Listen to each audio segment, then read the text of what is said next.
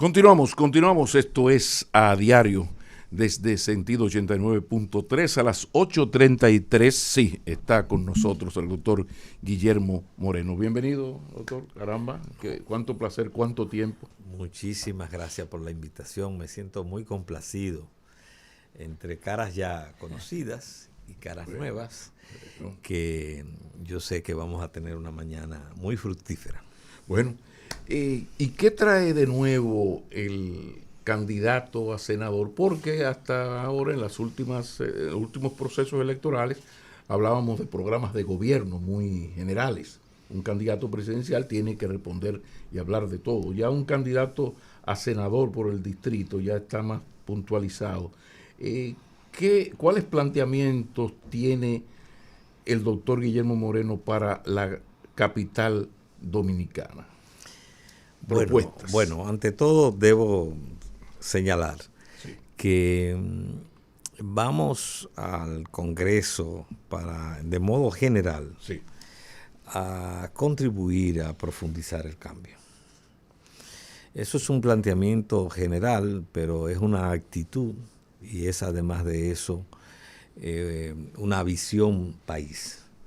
Nosotros partimos de que el gobierno de Luis Abinader en estos 3 años ha dado muestras significativas en términos de un esfuerzo de impulsar la transparencia y además de eso de fortalecer la institucionalidad democrática. No estamos hablando del gobierno perfecto, pero estamos hablando de unos sesgos, unos matices que son parte de la impronta de estos 3 años de gobierno. Pero a partir de ahí es necesario entonces profundizar en muchos otros aspectos del cambio. Y no es un discurso mío, es un discurso también del propio presidente de la República. En ese sentido, digamos que vamos al Senado para, en todos aquellos aspectos en que podamos contribuir a profundizar el cambio, para que haya mayor acceso a la salud, para que haya más seguridad social, para que haya más seguridad ciudadana, para que haya más protección del medio ambiente. Digamos, específico de profundización. Voy a llegar ahí. En ese sentido, parte de las propuestas que nosotros estamos impulsando, y dije parte, una es, vamos a impulsar un programa, pero convertido en proyecto de ley y le vamos a dar seguimiento para la titulación de los barrios pobres y populosos de la ciudad capital, que todos sabemos las condiciones precarias en las que muchos de los vecinos, de los capitaleños en esos barrios, las condiciones precarias en que tienen la propiedad del solar donde habitan. Porque recordemos que muchos de esos barrios eran fincas hace 40, 60, 70 años. Incluso tienen propietarios. Que tienen todavía sus legítimos propietarios. Y entonces resulta que es precaria porque la persona construyó una mejora, pero resulta que del suelo, la tierra, la propiedad, no puede hacer un uso bancario, no puede tomar un préstamo, es siempre riesgoso construir la mejora. Y todo esto porque los gobiernos anteriores, sobre todo cuando se hicieron algunas de las expropiaciones, sino se declaró de utilidad pública, no se no se le hizo el pago a los propietarios y los herederos de eso están reclamando con legitimidad toda la zona norte de la capital. Entonces todo eso es una de las cuestiones uno de los puntos centrales que vamos a impulsar. Eso no se hace evidentemente desde el Senado solo, eso implica una concertación con el Poder Ejecutivo.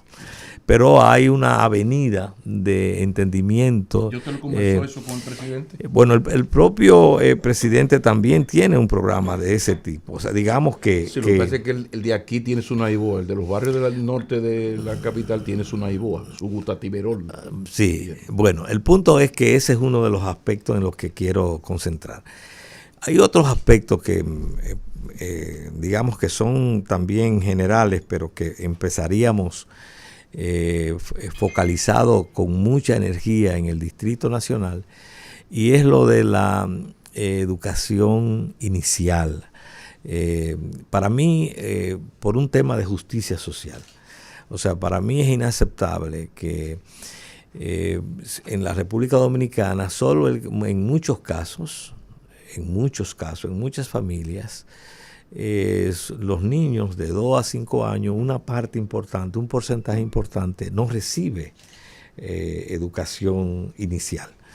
Y es una pérdida hacia el futuro, porque de 0 a 5 años, los psicólogos identifican que es cuando se forma el cerebro, donde el cerebro necesita de mayores estímulos. Entonces ya ahí comienza la gran desigualdad social. Por ejemplo, los que hemos tenido la oportunidad, por ser de sectores medios, de que nuestros hijos vayan a una educación inicial, y ya de por sí ya están, cuando vienen a ingresar a la educación primaria, ya están en un nivel distinto de aquel que no tuvo esa educación. Entonces yo quiero sembrar el distrito, de universalizarlo en el país, impulsar una legislación que lo universalice, porque nosotros no podemos seguir que un porcentaje de nuestra niñez, de nuestra infancia, no reciba esa posibilidad de justicia con ello, porque ya de por sí ya es una gran desigualdad que se crea. ¿Cómo se hace ese crossover, Guillermo? Debo decirte, McKinney, que... Sí. Cuidado, Guillermo, cuidado. No, Guillermo y yo tenemos una relación primaria a la defensiva, por sus sobrinas y sus hermanas. O sea, no por mí, es por... Yo soy muy amigo de sus hermanas, de Teresa, de Janet, y de sus sobrinos, son mis sobrinos. Y no olvide a doña Aura, que es la que... No, y a su mamá, en paz descanse. Muchas gracias. Hace unos días. Muchas gracias. Una señora excelsa, elegante, de buen trato, cosas así. Fue mi vecino. Muchas gracias, muchas gracias. Pero ¿cómo se hace ese crossover? ¿Cómo tú vas a lograr ese crossover de ayer ser contrario al gobierno, ser radical, ácido contra el presidente Abinader, y hoy cambias el discurso?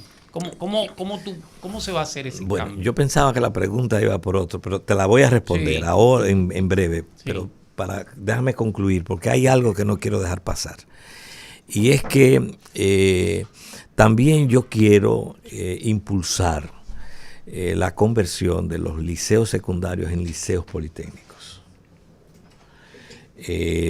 A nivel nacional, pero vamos a tomar el distrito, un plan, eso hay. Ese plan se inició, sí, se va a hacer en 78. Usted ha conversado, insisto la misma pregunta, ¿usted ha conversado eso con el presidente? Un poco mira, ustedes tienen ya este plan de convertir liceos en politécnicos 78. ¿Podemos apurar? ¿Usted se ha puesto usted sabe cómo es el truqueo? Claro, pero esa es la idea. A ver. Esa es la idea. Ese es un proyecto, esa es una idea que no es de ahora. Incluso es una idea que vengo arrastrando, porque fíjense que estoy hablando de dos cuestiones que son básicas. Primero, el ingreso al sistema educativo, y segundo, la salida. La posibilidad de que nosotros logremos, tanto en la primera infancia como también logremos que los jóvenes, los ya adolescentes y jóvenes, al salir de la educación formal, de la educación media o secundaria, tengan una formación técnica, no solamente va a transformar y va a dar oportunidades a nuestros jóvenes, sino también que va a impactar en el desarrollo social y económico del país. Sí, pero esto fue parte del paquete, porque hay gente que negocia, que tiene una casa hipotecada, a ver si me resuelven un problema, que tengo un apartamento hipotecado, a ver si el banco me puede un truqueo. Y Guillermo Moreno no es de ese tipo de gente. Por consiguiente, pregunto, todo esto que estamos hablando aquí es parte de la negociación. ¿Tú quieres que yo sea una alianza conmigo? Mira, yo necesito A, B, C, D. Esto fue parte de esa conversación, largas conversaciones. Esto fue parte en cuanto que el punto de coincidencia era, uno de los puntos de coincidencia mayor era la necesidad de profundizar el cambio. Y dentro de esa profundización del cambio, crear oportunidades para nuestros jóvenes y además de eso mayor calidad, cada vez haya un esfuerzo de mayor calidad de la educación. Entonces digamos que en ese sentido nos pusimos de acuerdo. Ahora, pasando a la parte de Julián, en realidad yo he ejercido o he hecho un ejercicio de oposición, pero no en los términos que dice Julián. Ha sido siempre ha sido siempre una oposición constructiva y además responsable. Cuando yo he hecho solicitudes de ese tipo es porque he asumido la voz del silencio que muchos asumieron. Y así como aparecieron esos papeles, bueno, yo hice el planteamiento responsablemente. Y considero, y siempre he considerado, que es la posición correcta, ese pedimento que yo le hice al Ministerio Público. Con posterioridad a ese planteamiento, se hizo una comunicación pública en la cual el presidente aclaró. No sé si eso satisfizo al Ministerio Público, pero a ti te satisfizo. Pero bueno, me dio luces que no tenía en ese momento, y fue que esa razón social estaba en su declaración jurada. Si es así, no era un papel oculto, no era algo que estaba oculto, porque estaba en su declaración jurada, donde se señalaba que existía esa compañía. Y segundo, afirmó, y no tengo por qué creer que mintió, afirmó que no tenía un centavo en esa razón social. Entonces, digamos que con esas dos afirmaciones, en mucha medida, digamos, satisfizo el planteamiento de que aquello que se había presentado como una razón social oculta, y como muchas veces esas razones sociales es para hacer trasiego de fondos de diversos orígenes, sin embargo, esas dos aclaraciones, esas dos puntualizaciones, en alguna medida le dieron respuesta al planteamiento. Estamos conversando con Guillermo Moreno. Él es candidato a senador por el Distrito Nacional, Alianza País, y una alianza, Partido Revolucionario Moderno. Su profesión obliga a que yo le haga esta pregunta. Su consideración respecto de el impulso, la aprobación y promulgación de la Ley 2401, que regula a la Dirección Nacional de Inteligencia, DNI, y sobre 24. Todo que toca, 24, y que toca además aspectos fundamentales que tienen que ver con el derecho a reservar y cuidar las fuentes, aspectos que tienen que ver con la libertad de expresión y también con la información de las personas. Entonces, fíjate, Julián, cómo es que yo actúo. Sí. Esa ley debe ser modificada. Totalmente de acuerdo. ¿Te fijas? Sí, o sea, yo asumo responsabilidades en cualquier escenario. Esa ley colide en esos aspectos con derechos fundamentales, con libertades que tienen que ser preservados. Ninguna autoridad puede requerir datos de la intimidad de las personas sin una orden judicial. Y no fue eso lo que nosotros criticamos y nos alarmamos cuando se lo hicieron a Miriam Germán. ¿Fue eso? ¿Fue eso lo que hizo el procurador? Lo que hizo Jean Alain ahora está en la ley. Entonces resulta que eso que se hizo fue lo que nos alarmó a todos. que este funcionario, sin el aval de un juez, se dio a la tarea de investigar en secreto Y tú lo despachaste de admitir. y luego y en el escenario del Consejo Nacional de la Magistratura. Entonces esas son las situaciones que no podemos permitir, y ya sobre esa experiencia es suficiente para saber que esa ley debe ser modificada. Yo sé que en sentido general es muy probable que la rapidez con la que se conocen los proyectos de ley no me parece que hubiera una intención específica de meter eso de contrabando, porque todo el mundo vio tal vez lo mayor. ¿Qué fue lo que todo el mundo posiblemente en el Congreso vio? El hecho de que se estaba aprobando una ley que iba a institucionalizar, modernizar la Dirección Nacional de Investigación, que era algo, el DNI, que era algo que estaba pendiente, que era una tarea. Y entonces en toda esa organización se coló esos hierros, tres artículos. Ahora, ¿cuál es la misión ahora? Hay que modificarla. Porque vimos que colide, es evidente que colide con derechos fundamentales que tienen que estar protegidos. Entonces no hay discusión sobre eso, desde mi punto de vista. Doctor, cuando se oficializó, cuando se anunció formalmente que usted sería el candidato a senador del Partido Revolucionario Moderno y de Alianza País, en ese acuerdo, usted comenzó a ofrecer declaraciones y con relación al candidato que lo adversa, usted llegó a manifestar en un programa que realmente ese candidato, su candidatura estaba atada o anclada en el pasado, y citó casos de corrupción en los gobiernos de Leonel Fernández, que es el padre de ese adversario suyo, ese competidor suyo, y dijo que estaba el caso de Sunlan y de los Tucanos, y que estaba anclada ahí esa candidatura. Esto generó reacciones de rechazo a su planteamiento, gente que cuestionaba el hecho de que usted quisiera darle una cuota de responsabilidad a Omar Fernández, que es el candidato a senador de la Fuerza del Pueblo y de la Alianza Rescate RD. Y se dice, bueno, pero ¿qué tiene que ver Omar Fernández con las acciones que se cometieron en un gobierno de su padre? Bueno, como usted sabe, las redes son las redes.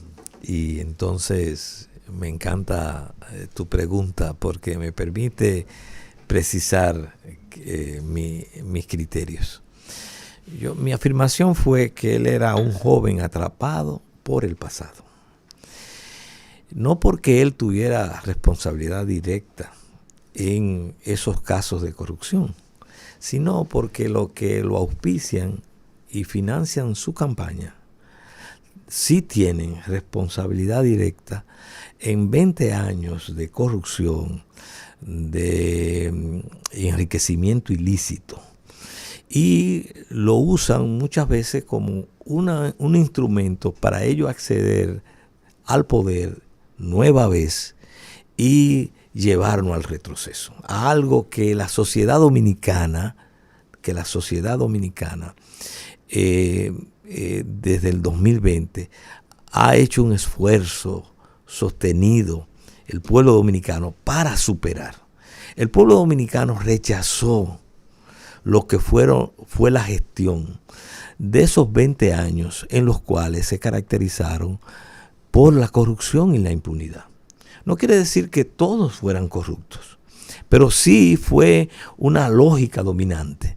Cuando nosotros vemos los expedientes, lo que se han investigado, lo que han salido, nos damos cuenta que el Estado estaba dominado por una estructura corrupta y que hacía del presupuesto y que hacía de cada ministerio o de muchos ministerios, el presupuesto era un plan de negocios. Se manejaban en función de una lógica de enriquecimiento ilícito del ministro y una claque. El pueblo dominicano le dijo desde Odebrecht, desde que se destapó el caso Odebrecht y se comenzó a movilizar y se fue a la Plaza de la Bandera e incluso eligió a Luis Abinader como presidente. Lo que el pueblo dominicano mandó un mensaje, esa lógica de gobierno corrupta, esa forma de manejar al Estado como si a nivel para enriquecer a esa claque, eso no lo queremos, y eso entonces no puede volver. Entonces cuando en todos los gobiernos hay corrupción. Los gobiernos, Julián, no se diferencian porque haya o no haya corrupción. Se diferencia si hay, los gobiernos se diferencian Yo creía, doctor, que usted estaba en ese proyecto del cambio porque supuestamente hay un combate a la corrupción. Escúcheme, responda, óigame mi respuesta. Los gobiernos no se diferencian entre corrupto y no corrupto, sino en los que enfrentan la corrupción y los que no lo enfrentan.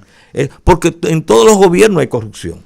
Lo que cambia es la actitud. Yo lo que le puedo decir es que en estos más de 3 años de gobierno se ha hecho un gran esfuerzo por la transparencia. ¿Pero cuáles son los sometidos? Bueno, yo creo que hay un caso de la lotería, por ejemplo.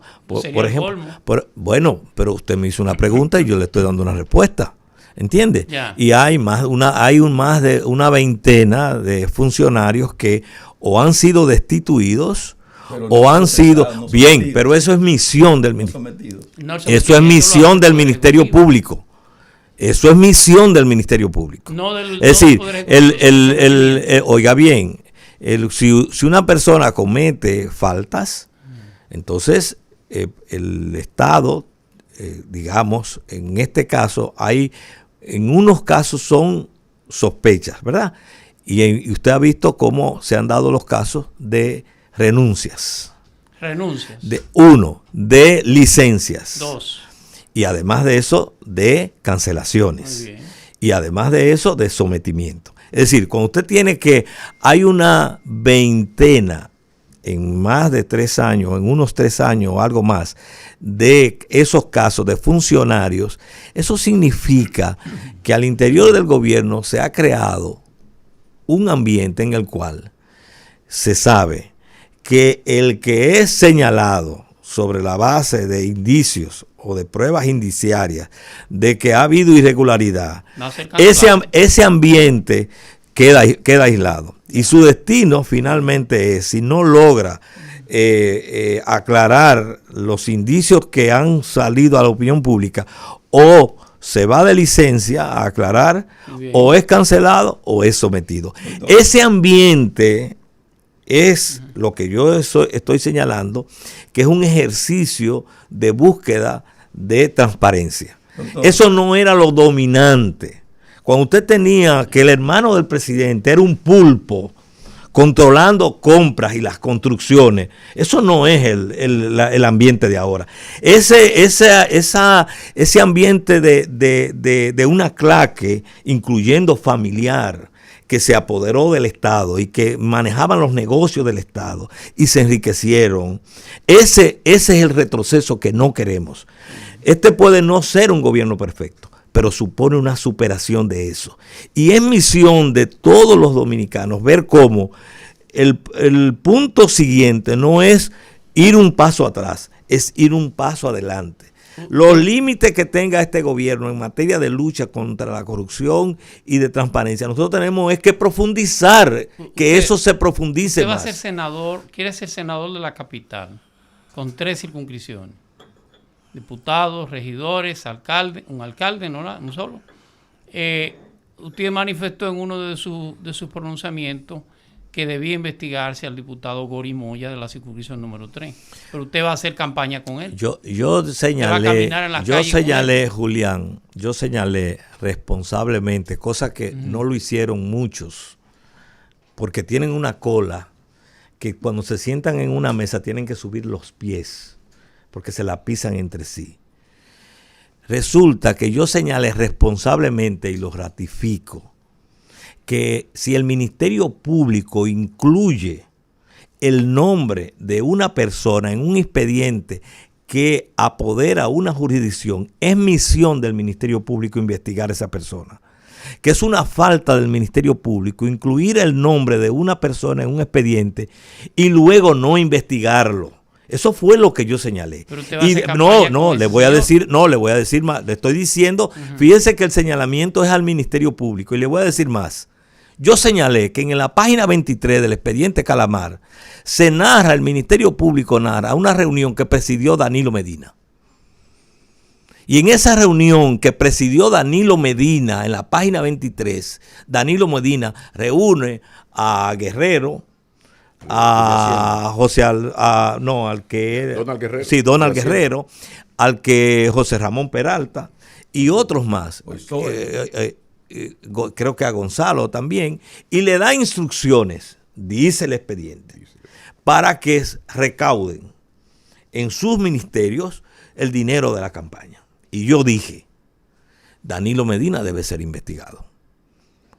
Y muchos creyeron que estaba atacando a Danilo Medina, y yo lo que estaba era exigiéndole al Ministerio Público que si lo incluye como el articulador de toda la trama, la obligación del Ministerio Público es investigarlo. Investigarlo. Estoy haciendo el señalamiento, Daniel, Julián.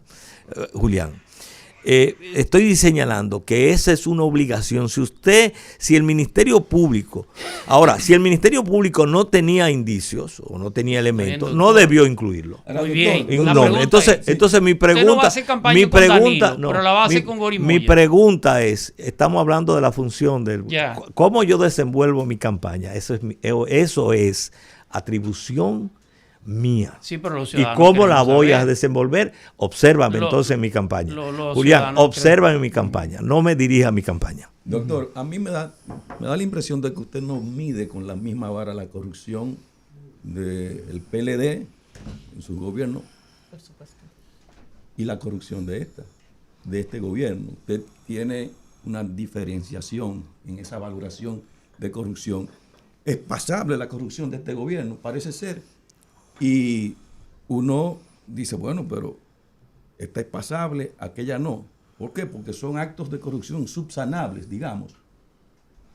No, te estás equivocado. Yo exijo que todo acto de corrupción sea investigado de este gobierno y de cualquier gobierno. Y eso es misión del Ministerio Público. Cuando yo he asumido declaraciones públicas, he hecho reclamaciones al Ministerio Público. Claro, yo no le pido al ministro que vaya él y se lleve a la cárcel. Es el Ministerio Público. Si hay una denuncia pública, si hay señalamientos públicos, le corresponde al Ministerio Público, incluso por el rumor, y hay casos en los que hay más que un rumor, le corresponde al Ministerio Público llamar a ese funcionario e investigarlo, esté o no esté. Ahora, esa es una misión del Ministerio Público. ¿Cuál es mi responsabilidad? Exigir que eso suceda. Ahora, yo no soy el que lo investiga. Ahora, eso es distinto a los casos en que yo sí he asumido responsabilidades.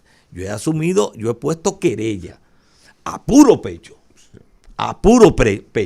donde porque he tenido los medios de prueba que demuestran el fundamento de mi querella. Ahora, yo no soy un investigador, yo no soy un funcionario del Estado, en ese sentido yo no tengo que recabar las pruebas.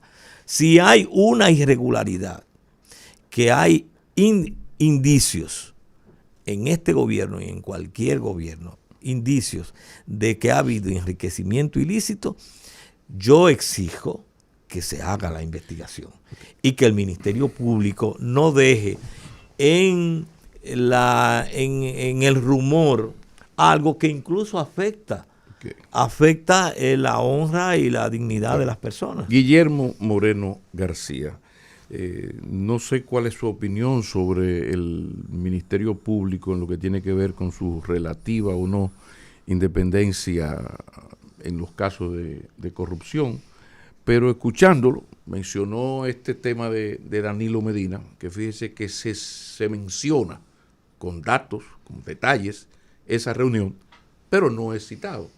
¿Hasta qué punto, más que luchar contra la corrupción, o además de, para concederle eso, ha habido una intención de una especie de lawfare, a partir de verdades, medias verdades y mentiras, todo junto, pues yo dañar un partido? Y ahí mismo le pongo algo que ha llamado mucho la atención, y es que todos los casos que se han investigado, que se le han filtrado datos a la prensa para que escriban reportajes sobre lo terrible que fue tal acto de corrupción, y la prensa se mantiene, todo esto tiene que ver solo con el PLD.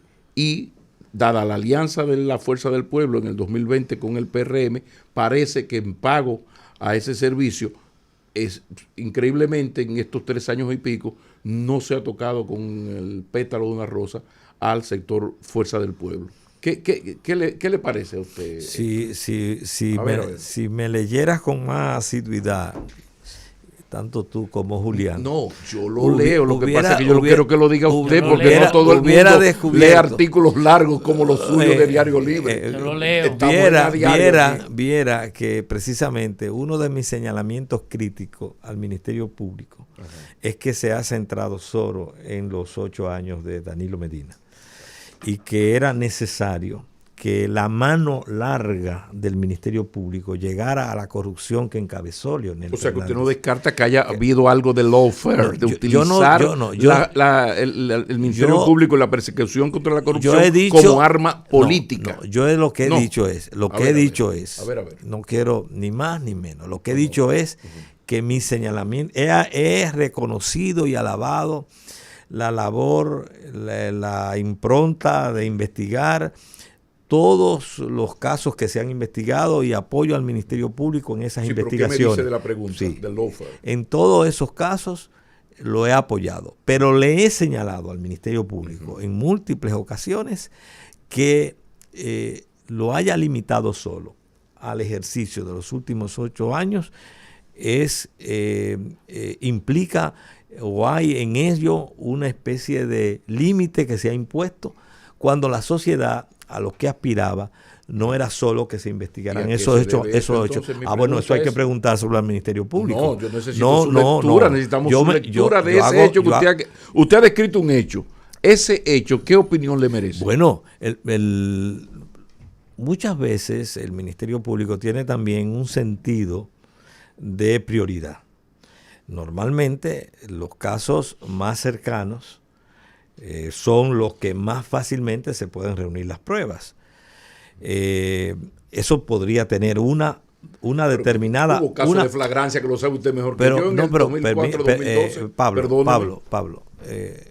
Porque usted sí sabe de eso. Pablo, mira cómo es que esto funciona. Tú preguntas, yo respondo. Sí. Pero después tú me comentas lo que yo respondo, y después tú preguntas otra vez, y seguimos así. Pero una acotación no está mal. Pero es que van 7. Van 7 acotaciones. Yo las llevo contadas. Entonces, fíjate. Vuelvo y te digo, el Ministerio Público podría tener una justificación, digamos, ellos, en que primero son los casos más cercanos, y siendo los más cercanos son los más accesibles. Y en segundo lugar, otro de los alegatos que ha hecho el Ministerio Público, sí lo he visto que lo ha hecho, es no tener todo el personal para de pronto investigar 400 casos de corrupción.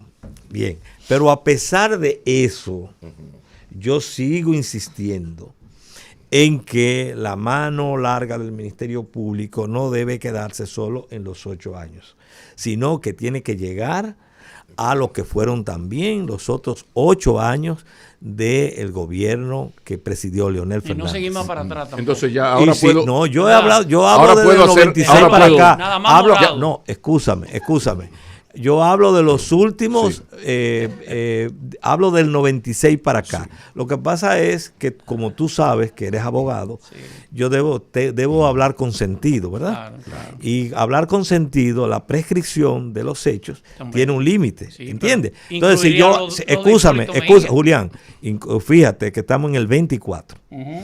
20 años para atrás es el 2004. No, ¿Entiendes? pero en el 2020 estábamos en el escúchame. 2020 era el No, 2020, bueno, el te año estoy 2000. te estoy diciendo que hacia atrás es el 2004. En el 2020 yo señalé siempre que debían ser investigados los últimos 20 años. Si digo ahora los últimos 20 años, estoy refiriéndome al 2004, Claro. de 2004 hasta acá, porque son 20 años, Ok. que es el límite de la prescripción. Viene ahora sí la pregunta, ahora sí. A partir de todo lo explicado por usted, ¿ha habido o no ha habido la utilización del Ministerio Público como instrumento político para debilitar a un PLD que en agosto del 2020, cuando pierde el poder, era el gran partido? De repente, a partir de la acción del Ministerio Público, ya vemos cómo parece que se le fue la mano al PRM y la Fuerza del Pueblo ya se ha situado como el adversario a ganar. A partir de todo esto, insisto en la pregunta, ¿usted considera que ha habido la utilización de ese Ministerio Público como instrumento político para dañar al adversario más auténtico y verdadero, porque en el 20 el otro era su aliado? Yo no creo que A ver. yo no creo que Miriam Germán se preste como procuradora a ese juego político. Si yo tengo el criterio que tengo sobre la independencia, la integridad de la magistrada Miriam Germán, que la conozco de los últimos 40 años y es tiene una sola línea vertical de proceder como juez y como Ministerio Público, porque también fue Ministerio Público, yo no creo que Miriam Germán se preste a esto que usted señala. Eso es lo que yo quería. Entonces, yo en ese sentido sí, pero insisto en la necesidad de investigar los últimos 20 años de corrupción en el país. Doctor Guillermo Moreno, nos vamos al plano de la política. ¿No teme usted que esta alianza con el Partido Revolucionario Moderno, un partido grande, pueda absorber a su partido, el partido que usted representa, que es un partido más pequeño y que tiene estructura nacional? Sin embargo, no tiene la misma cantidad de seguidores o de votos. ¿No teme que en este proceso posteriormente salga afectada la organización que usted lidera? Esa es uno de los riesgos que tiene un tipo de alianza como el que hoy tenemos. Tengo que serle en eso muy transparente. Y cuando hablo, lo estoy también diciéndoselo especialmente a los aliancistas.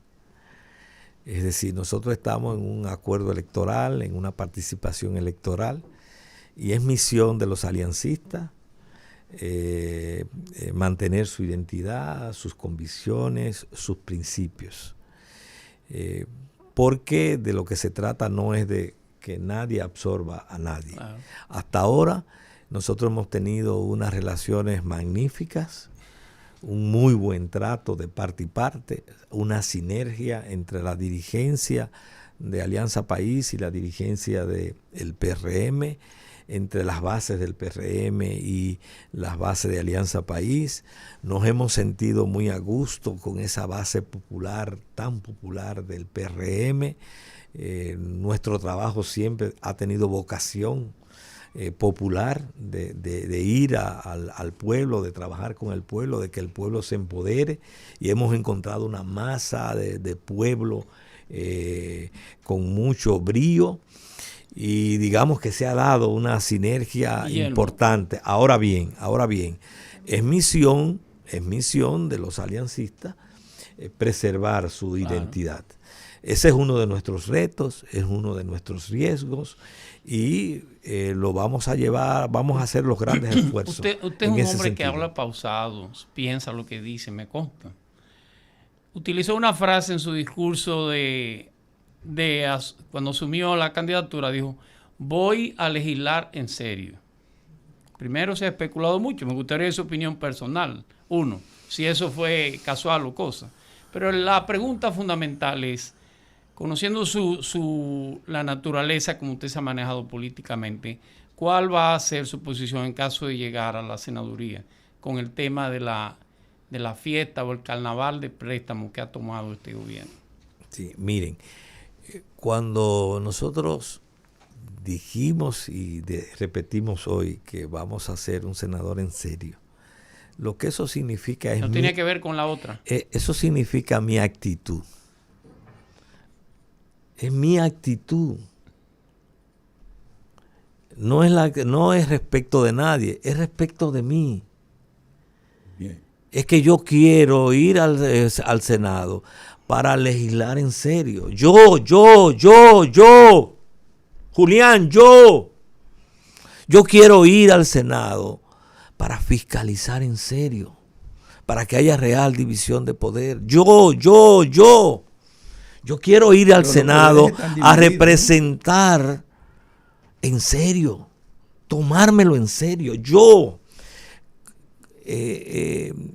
desde una posición de integridad, de responsabilidad, que mis representados, que en este caso son todos los capitaleños, que mis representados encuentren explicación, y así se lo daré, de cada posición que asume en el Senado, frente a cualquier tema, que encuentren explicación, pero no solamente eso, sino también consultarlos, para que ellos se sientan que no soy yo, sino que puedo ser en su voz, su rostro, en ese escenario colegiado. Lo mismo en la fiscalización. Yo abogo por un país con una democracia que se maneje con políticas públicas. No que se personalicen los ministerios ni la presidencia, ni los cargos, ni el asistencialismo, Julián. Yo abogo por un país donde se maneje por políticas públicas, donde el ministro de Salud, el ministro de Educación, el ministro de Trabajo, todos tienen un presupuesto y tienen unas tareas que realizar que concretan políticas públicas. Y como legislador, no solamente quiero hacer conciencia de cuáles son las políticas públicas, sino luego pedirle cuenta. Si nosotros, por ejemplo, en materia educativa decimos que vamos a disminuir en un 5% en este año la deserción escolar, que es una política pública, que no es que el ministro se le antojó es construir una escuelita en un lugar sino que es una política pública y vamos a hacer un esfuerzo para disminuir la deserción. Yo quiero a final de año que evaluemos si esa política pública se ejecutó o no. Sí, pero precisamente por donde va, Guillermo, por donde va Julián es, en esto del endeudamiento podría chocar lo que es la tradicional lealtad partidaria de los senadores hacia el Poder Ejecutivo. Por ejemplo, el Poder Ejecutivo diseña su plan y dice, sí, necesito tantos millones más, necesito este préstamo. Le han aprobado 38,000. Y hay una obediencia, hasta ahora ha habido obediencia del Senado hacia el Poder Ejecutivo en cuanto a aprobar todos los proyectos. Usted ha sido un crítico del endeudamiento en el pasado. Entonces, ahora, ¿cómo usted va a seguir en su posición original de buscar racionalidad? Déjame ver cómo vamos, qué porcentaje del PIB está comprometido, para qué es este préstamo. O sea, ¿se va a mantener el estilo tradicional crítico de Guillermo Moreno o usted va a ser leal al PRM ejecutivo? Al colectivo. A ver. Pablo, mira, yo soy Guillermo Moreno. García, no lo puedo dejar. Y te digo más, Guillermo Antonio Moreno García. Vale. Yo no soy Superman que de día trabaja en un diario y se llama Clark Kent y de noche entonces sale a salvar a la humanidad. Yo soy una sola persona y yo sostengo mis criterios. A mí las fórmulas de endeudamiento que puedan conllevar, hipotecar este país, yo las voy a rechazar. Siempre he señalado que... Aunque se le envíe el presidente. Siempre he señalado que no necesariamente todo préstamo es malo. No, claro. Porque hay préstamos que no tienen... considera que hay un exceso en esta oportunidad, doctor. Permíteme formular la respuesta. Porque resulta que un préstamo que tenga como finalidad impulsar el desarrollo productivo, la producción, es un préstamo que va entonces a resarcir la misma o una parte importante de la carga que implica un préstamo de intereses, etcétera, y de pago. Es decir, que en ese aspecto los préstamos, cualquier préstamo que tenga una finalidad aceptable racionalmente, digamos que yo no tendría inconveniente en apoyarlo. Ahora bien, los préstamos que sí tienen un carácter oneroso me voy a oponer. Yo tendré que estar frente a cada caso para saber qué posición asumir y asumirla con la independencia bajo ese criterio.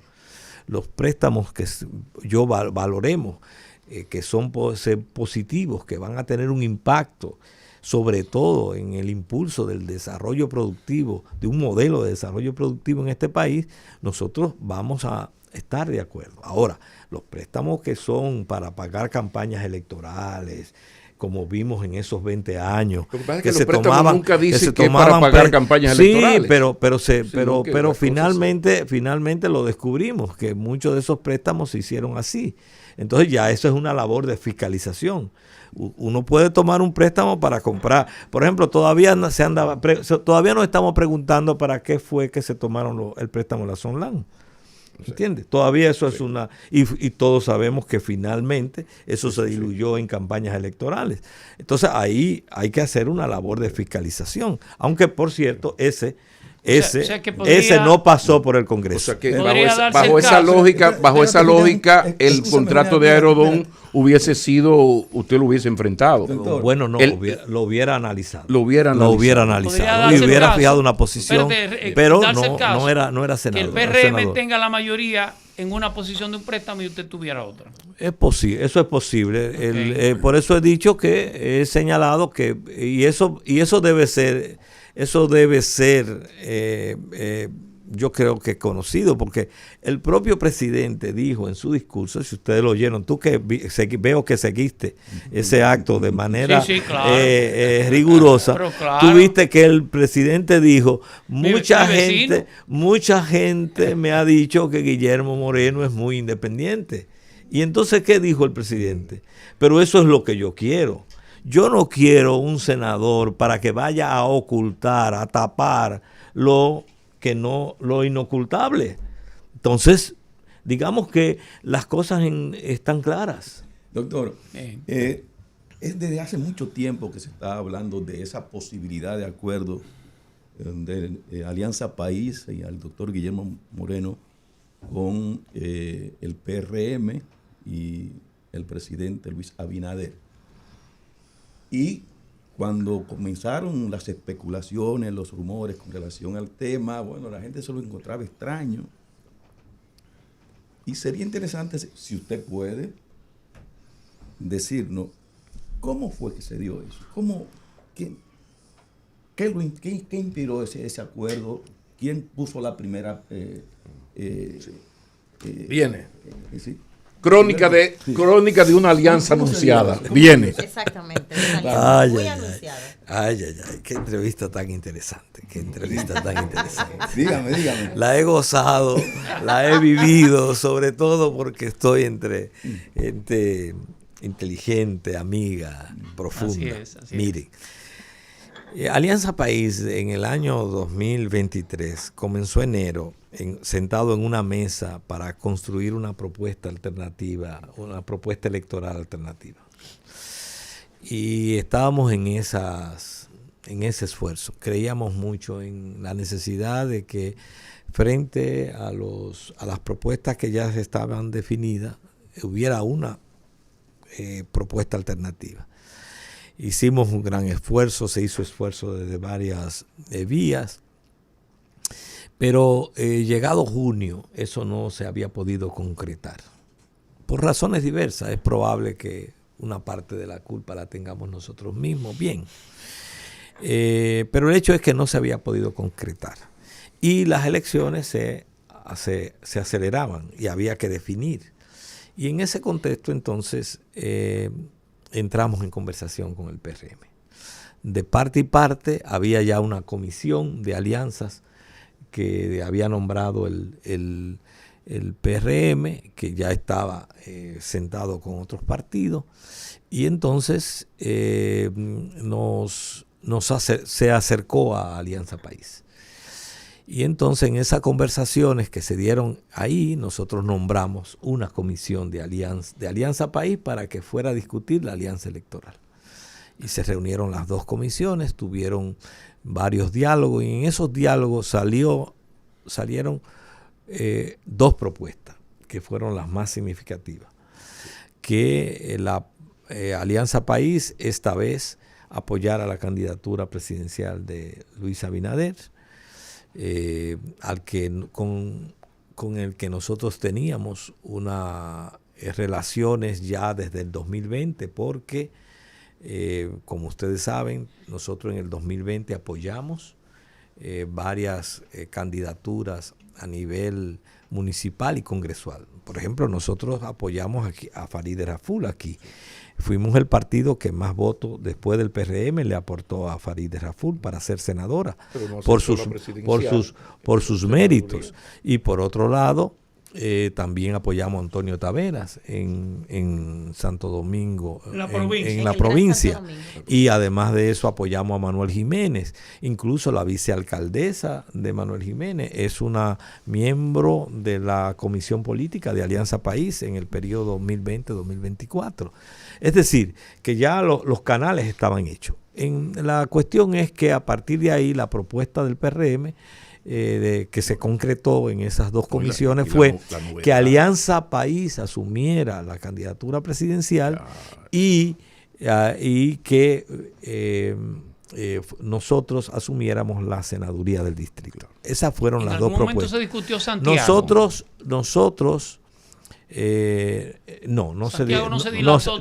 No se discutió la senaduría de Santiago. Okay. No se discutió. Entonces nosotros reunimos la comisión política ante esa propuesta, sí.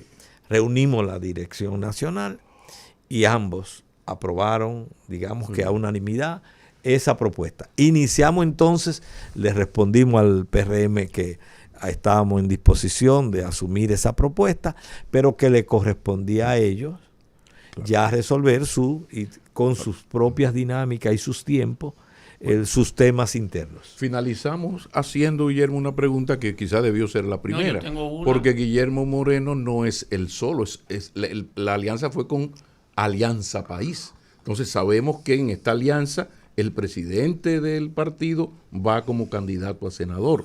Sería bueno saber otras candidaturas y los aspectos fundamentales, ya mencionó dos, de esa negociación. Pregunta en cuanto a candidaturas, además de la senaduría, pues yo te apoyo y tú me apoyas a mí, esto es una negociación. Sí. Y lo que se negoció en cuanto a, por ejemplo, lo de apoyar la niñez, la primera infancia, ese aspecto para cerrar. Bueno, nosotros llevamos de Alianza País unos 60 candidatos a distintos niveles. ¿Hay algún alcalde? Tal vez los más significativos, sí. No, tenemos 2 vicealcaldías. Okay. Es decir, tanto en Santiago la vicealcaldesa es de Alianza País, es una dirigente de Alianza País, y en Santo Domingo Este la vicealcaldesa es una dirigente de Alianza País. Entonces luego hay una distribución de candidatos a diputados en algunos lugares y regidores también en varios municipios. ¿Cuántos diputados, si la memoria diputados nosotros llevamos unos 4. Unos 4.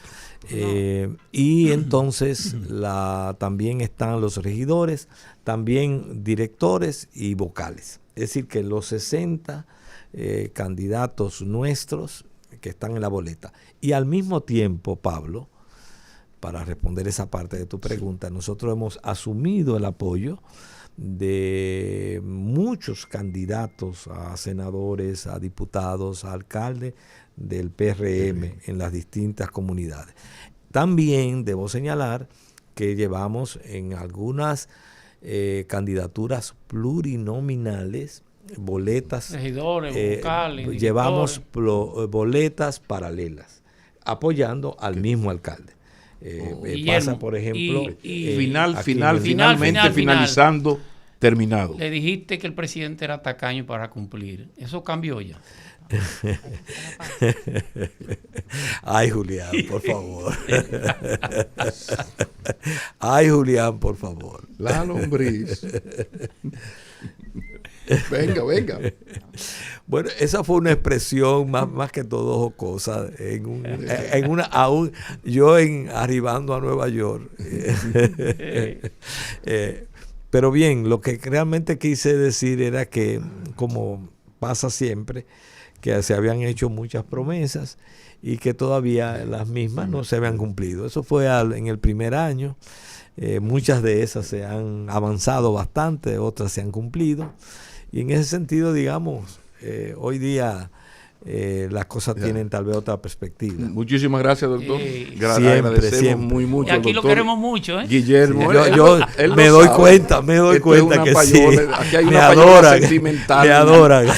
Hay una payola sentimental viejísima. Se nos quedan preguntas, pero ya habrá oportunidad para hacerla. Eso sí, perdóname, Vladimir, porque lo que es importante. O sea, él será muy candidato a senador, muy presidente de Alianza País, pero a doña Aura le gusta que él se encargue de los asuntos de la casa, ese cuadro doblado, esa ventana que no cierra. Entonces, vamos a pedirle a usted que cuando usted necesite cualquier artefacto que tenga que ver con ferretería, vaya a Materiales Industriales. Pero no puede ir con esos rangos de candidato, senador, tiene que ir de parte de a diario. Usted va, a mí me mandó a diario. Es Materiales Industriales, es la ferretería más completa. Está ahí en la San Martín.